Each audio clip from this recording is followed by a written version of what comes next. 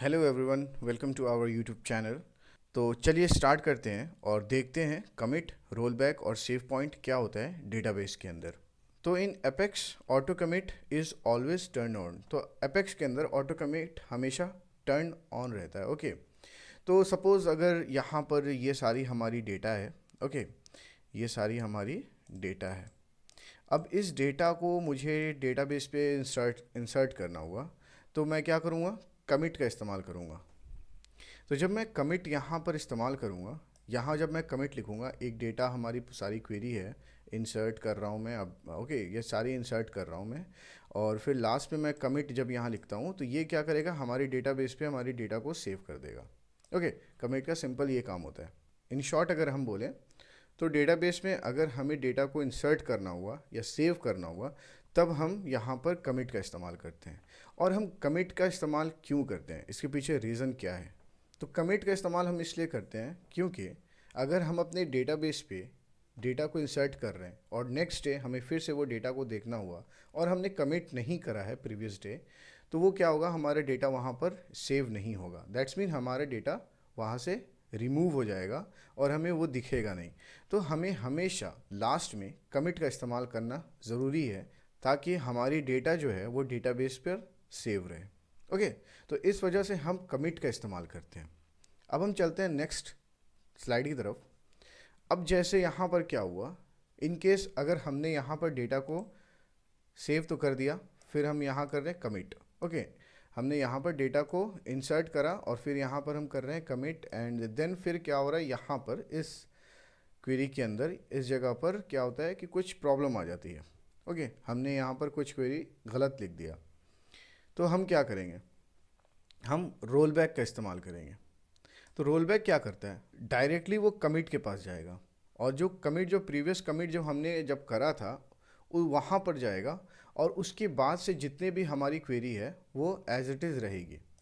That's mean वो database पे save नहीं हुआ, वो अभी फिर से उसे अपडेट करना है हमें।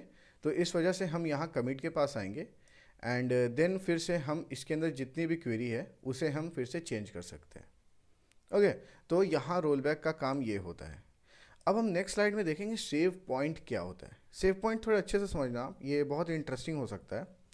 अब जैसे यहाँ पर क्या होता है, हमने यहाँ पर इंसर्ट करा डेटा को अपने डेटाबेस पर, फिर हमने यहाँ पे कमिट कर दिया, दैट्स मीन हमने सेव कर दिया। ओके, फिर यहाँ पर हमने क्या करा, ये डेटा हमने इंसर्ट करा और फिर हम यहाँ सेव पॉइंट का इस्तेमाल करते हैं।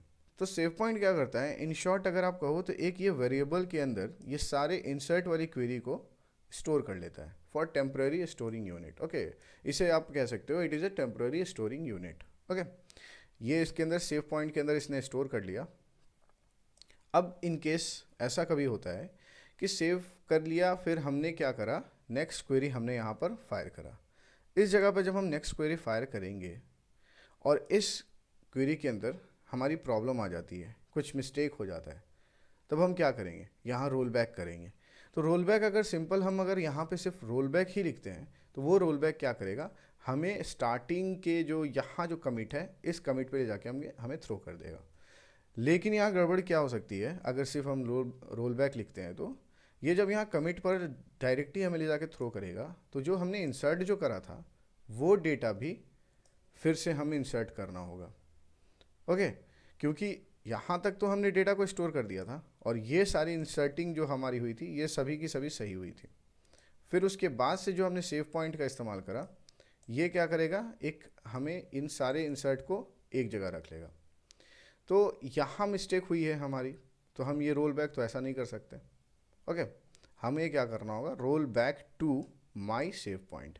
ये जो सेव पॉइंट की जो वेरिएबल नेम थी हमने रखा था, उस नेम को हम यहाँ इस्तेमाल करेंगे और फिर ये जब ऐसा हम लिखेंगे तो ये क्या करेगा, हमारे को यहाँ ले जाके थ्रो करेगा।